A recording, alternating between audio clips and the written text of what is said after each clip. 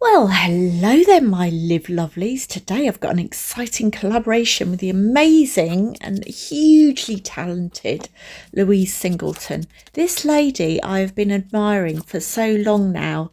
I'm that there's just so many videos that I absolutely love that she's done. I mean, her yacht in a pyramid is amazing.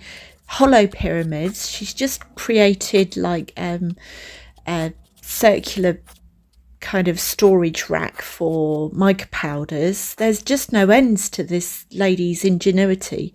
And I was going to try and pick some favourites from her channel, but honestly, I just, every time I went to look at it, went down a rabbit hole for another half hour watching her videos.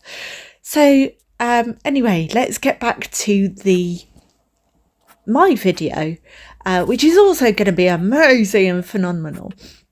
So this is about the third kind of project that I did for this video, because I thought I've seriously got to up my game if you know, I'm collaborating with the amazing Louise Singleton. And after the first couple of plans didn't quite work out, I thought I would do this one. So I bought these old frames from a charity shop. I think they were about £1 each. And this is just polyfiller. And as you saw, I just troweled it on, smoothed it out, and then created the shapes that I wanted to create some texture. I then just painting on any old kind of paint, emulsion, acrylic went on there, and I think a bit later on I also chuck on some mica powders, so just whatever, you know. And I'm not being very careful about it, because that is not me. If you've seen any of my videos, I am not a kind of really detail orientated, careful person. I just love to get messy, chuck everything on there. So as you can see, I think these bits I'm actually highlighting with Ellie-Chem's. They do a beautiful range of metallic micas, which I thoroughly recommend. And this is the emulsion now that I'm going in with. And I absolutely loved this project because it was just so, I wish I hadn't gone quite so overboard with this pink, by the way. I wish I'd sort of left some bits of white. That would have made things a bit easier, I think, in creating the effects that I wanted. But this project did end up taking me absolutely ages. So if you haven't got a cuppa, I would get one now if I were you, because it's quite a long video. Because I just wasn't happy, so I just kept going until I was happy. And but this really did put my creativity to the test, because I was running out of time, and I thought, I've got to do something amazing, really amazing. So here I am going in with the mica powder. This mica powder is from the gorgeous Inside Out Jade from Resin Supplies Den.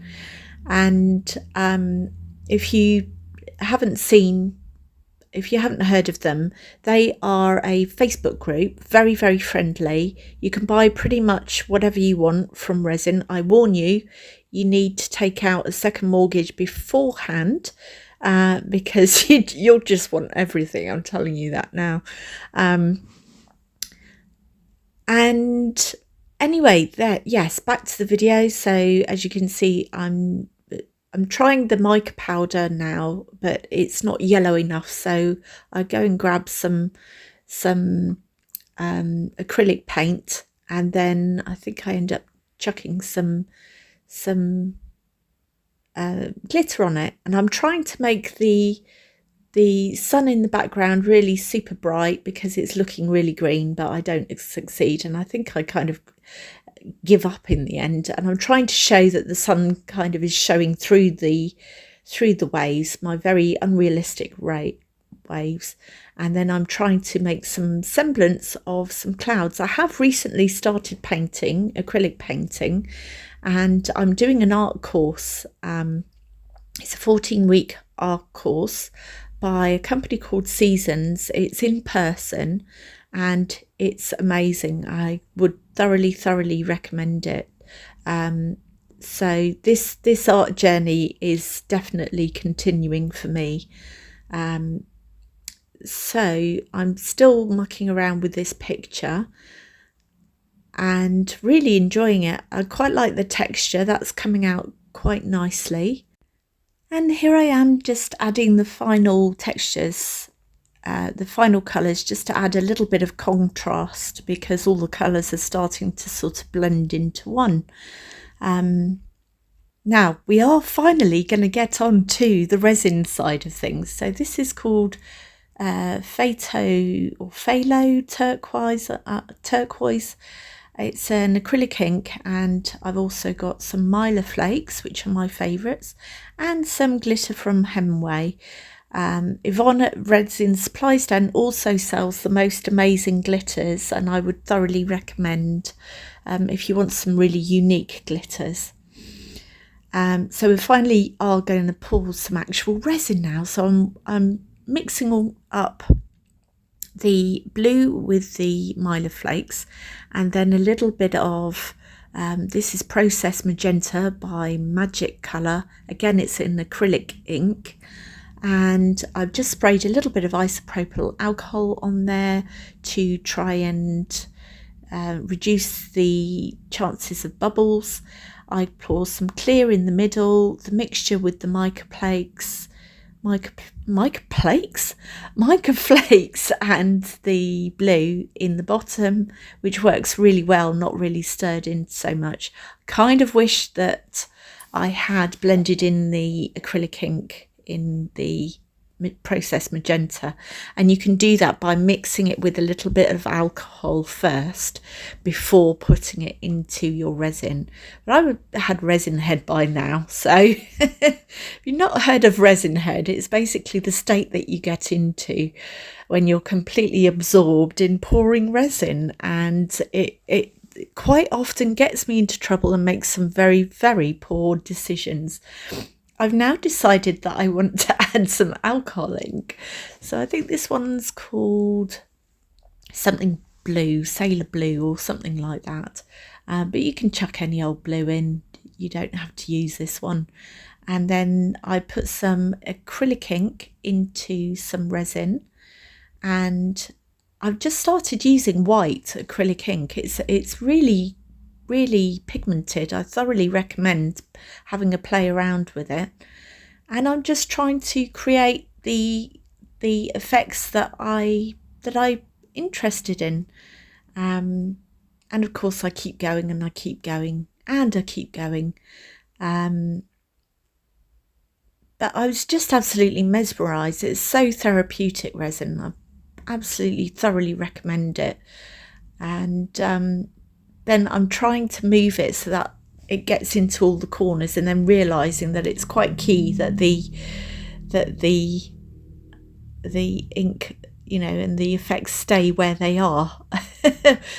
So if you've ever worked with resin, it honestly, it just does its own thing. You have to kind of lose control a little bit. And then I kind of wish I hadn't done this, but it's good to try these things because the acrylic ink is actually quite heavy, and it kind of just sunk to the bottom a bit, and it didn't really kind of feather out how I wanted it to.